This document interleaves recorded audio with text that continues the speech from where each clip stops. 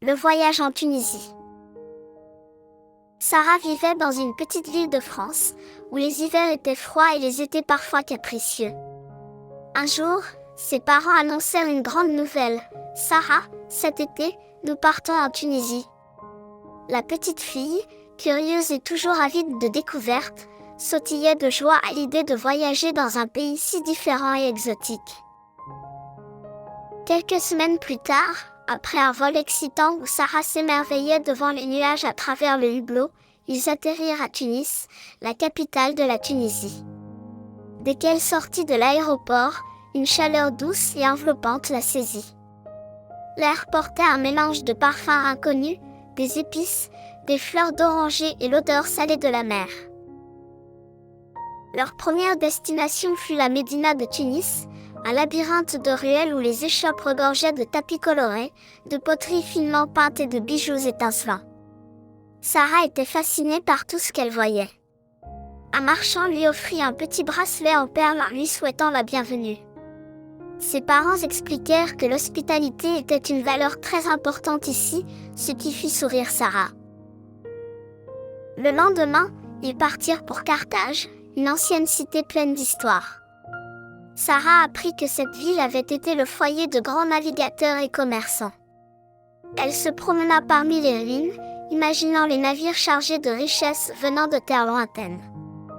Les mosaïques, avec leurs motifs complexes, émerveillèrent Sarah qui s'amusa à suivre les formes avec ses doigts.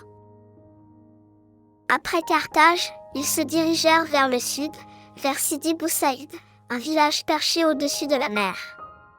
Les maisons blanches aux portes bleues brillaient sous le soleil éclatant. Sarah découvrit le plaisir de siroter une citronnade bien fraîche en admirant la vue sur la Méditerranée. Elle était sûre que c'était là le plus bel endroit qu'elle avait vu. Les jours suivants furent ponctués de nouvelles aventures. Sarah et ses parents visitèrent des souks animés, où les marchands criaient leurs prix et les épices formaient des pyramides multicolores. Elle découvrit les saveurs uniques de la cuisine tunisienne, le couscous parfumé, les briques croustillantes et les macroutes sucrées. Lors d'un repas, un serveur expliqua à Sarah comment le pain, appelé tabouna, était cuit dans un four traditionnel en argile. Sarah trouvait fascinant de voir combien la nourriture était liée à l'histoire et aux traditions. Un jour, ils se rendirent à la plage. Sarah, qui adorait jouer dans l'eau, ne se lassait pas des vagues turquoises. Elle construisit un château de sable gigantesque, aidée par d'autres enfants rencontrés sur place. Bien qu'ils ne parlaient pas tous la même langue, ils communiquaient par des sourires et des gestes. Sarah comprit que l'amitié pouvait naître partout, même entre des gens qui venaient de mondes différents. Un autre jour, ils embarquèrent pour une balade en chameau dans le désert. Sarah était un peu intimidée au départ, mais une fois perchée sur le dos du chameau, elle éclata de rire.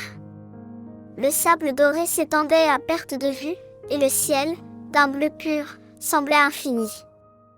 Ce soir-là, ils campèrent sous les étoiles. Sarah n'avait jamais vu un ciel aussi étincelant. Elle se sentit minuscule et grande à la fois, comme si elle faisait partie d'un univers bien plus vaste. Lors de leur dernier jour en Tunisie, ils visitèrent un village berbère perché dans les montagnes. Les habitants les accueillirent avec des sourires chaleureux et du pain tout juste sorti du four. Une vieille femme montra à Sarah comment tisser un petit tapis. La fillette était fascinée par la patience et le soin qu'il fallait pour créer ces motifs colorés. Quand ils rentrèrent chez eux, Sarah avait l'impression d'avoir vécu une grande aventure. En classe, elle raconta à ses amis ses souvenirs, les saveurs épicées, les paysages magnifiques et la gentillesse des gens qu'elle avait rencontrés. Elle avait appris une leçon importante. Chaque pays, chaque culture, avait sa beauté et ses richesses à partager. Sarah comprit que les voyages étaient une façon de grandir et de devenir plus ouverte aux autres. Elle gardait précieusement son petit bracelet en perles, comme un symbole de tout ce qu'elle avait découvert. Cette aventure en Tunisie avait laissé en elle une envie irrésistible de continuer à explorer le monde et ses merveilles. Coucou les enfants, je m'appelle Héloïse. Bienvenue sur Histoire pour enfants, l'endroit où chaque histoire devient une aventure magique.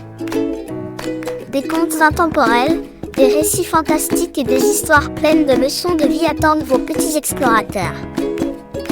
Abonnez-vous dès aujourd'hui et embarquez avec nous dans un monde de rêve et d'imagination. Merci beaucoup.